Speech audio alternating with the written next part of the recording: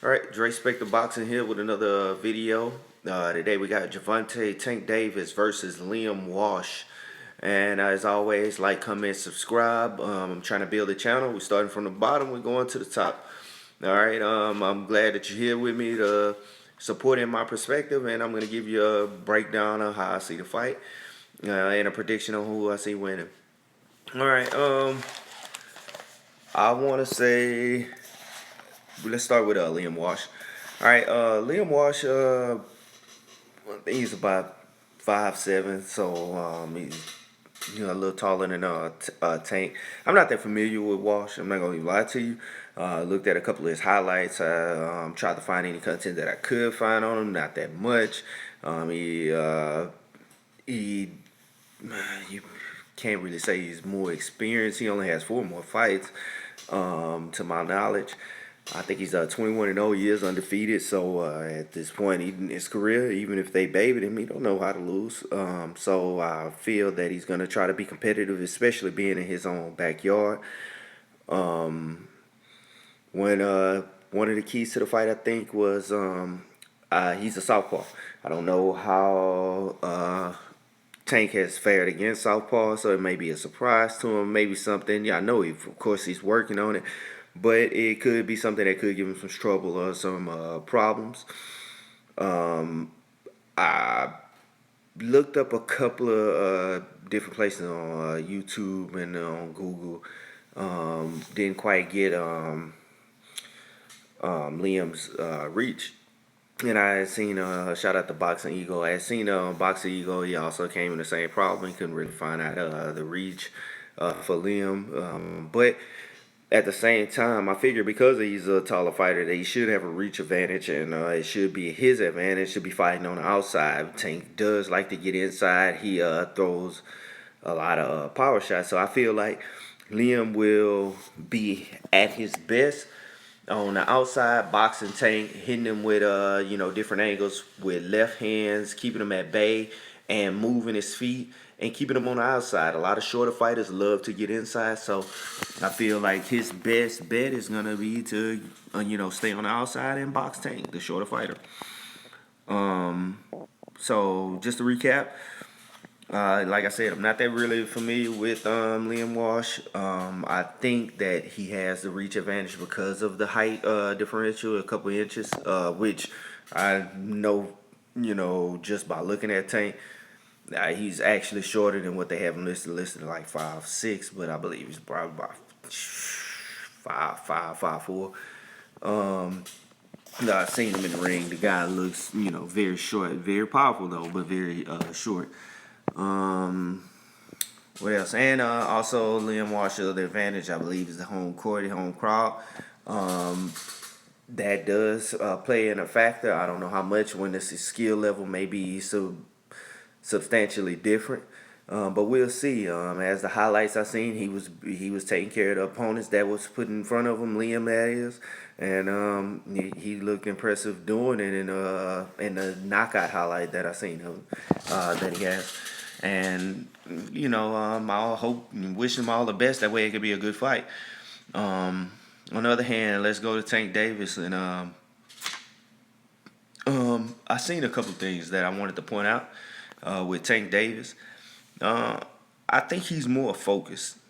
This fight, he's very focused, and I seen it. And what brought this to my attention was he was less outspoken, being in hostile territories across seas.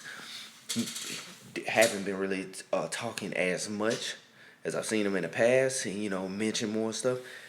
Mayweather is over there wreaking mayhem with all the talk. So all the pressure is not as much. So I feel like on Tank, I think he's more focused. And I think that Mayweather being over there in his camp, actually, as for the media, as his promoter, it's taking a lot of heat off of him because the Walsh brothers were arguing with Mayweather more so than it was arguing with Tank.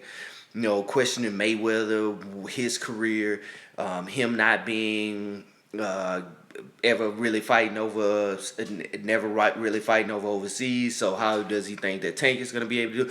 And I think that's the wrong thing to be going about.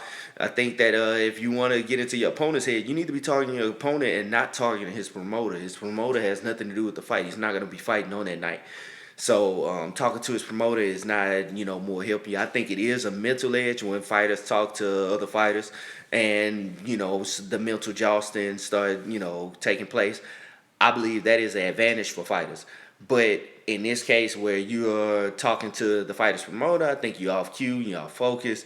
You're thinking about some other things that, that has nothing to do with the fight on the actual fight night, and you fall into Mayweather's plan, which is to come out there and absorb most of the criticism, hype, or whatever, any negativity, any really any positivity, any focus is going to Mayweather instead of to Tank, and I think that's a good strategy by his promotion team. I don't know if that was what they were going for, but yeah, I believe that the overall picture of it, I believe, is a positive for Tank. He is allowed to stay focused while Mayweather draws in most of all the attention. The next thing, Tank, he has power. And it's evident in the power shots that he's thrown, in the fights that I've seen. The last championship fight versus Pedraza, which was a spectacular knockout. He threw a lot of hooks, a lot of uppercuts. These power shots were coming from different angles.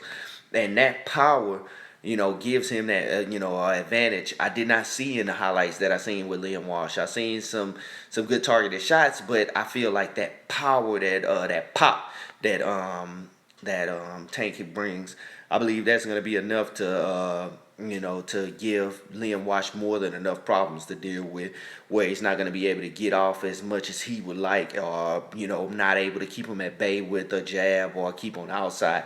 I think Tank is going to be able to get inside pretty decently during the fight. Next thing I see is, the speed advantage of obviously Tank.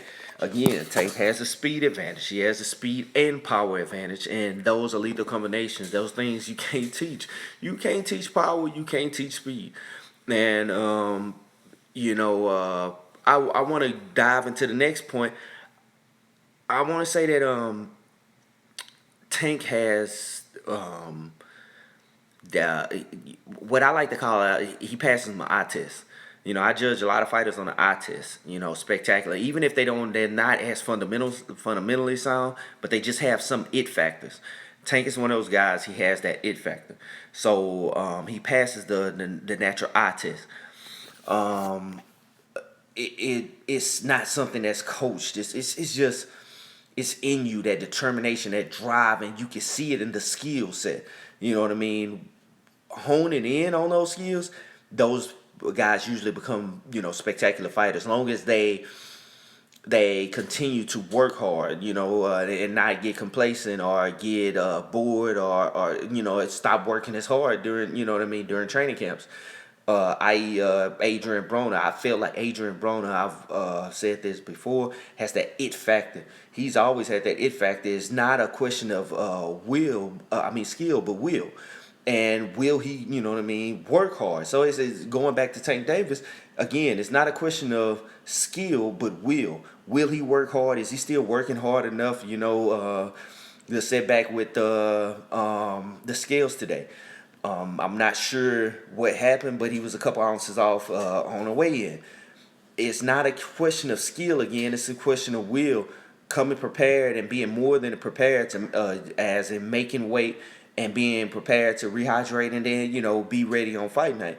So 2 ounces doesn't seem like a lot, but you know what I mean. When you've already drained all the way down, that is a lot. So it took him to his third time to actually make weight, which is concerning for me, but not much because he's still young in his career. But I hope he uses this as a learning, stepping stone, as a learning, what I'm trying to say, as a learning tool.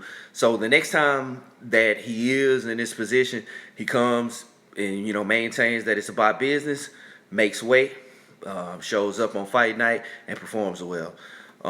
So at the end of the day, who I have seen winning is Tank Davis. I don't know enough about Liam Walsh. He didn't pass my eye test as being spectacular. So I feel like, in my mind, Tank Davis is going to take this most likely on a TKO, if not decision, decision or late stoppage. I think Liam gives him enough to go the distance. All right, that's all I have for you. Dre Spector Boxing, signing out.